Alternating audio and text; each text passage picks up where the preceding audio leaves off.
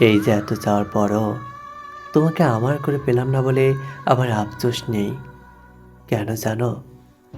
কারণ দুজন মানুষের চাওয়া এক না হলে পূর্ণতায়ও তৃপ্তি নেই। এই যে ধরো একজন দর্শক যদি একটা মেয়েকে জড়িয়ে দেওয়ার চেষ্টা করে কিংবা ধরে, সেখানে তার কোনো প্রকার ভালো লাগা কিংবা তৃপ্তি ফিল হবে না, বরং ভয় হবে, রাগ হবে, চিৎকার করবে, লোক জড়ো করবে। অথচ দেখো, একজন প্রেমিক প্রেমিকা হাজার লোকের চোখ এড়াতে রিকশা হুড ফেলে বসে থাকে, প্রেমিকা উষ্ণ ঠোঁটে ছোঁয়ায় শিহরিত হয়, এক সাগর তৃষ্ণা জমে একটু জড়িয়ে ধরার আক্ষেপে।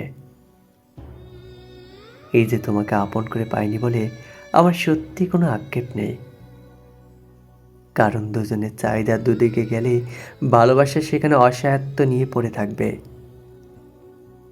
তুমি আমার হওনি, বরং ভালোই হয়েছে।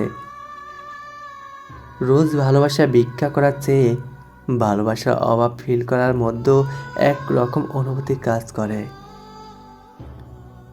যে একবার একাকিত্ব বেছে নিয়েছে সে আর কখনই কারো ভালোবাসা প্রত্যাশী হবে না।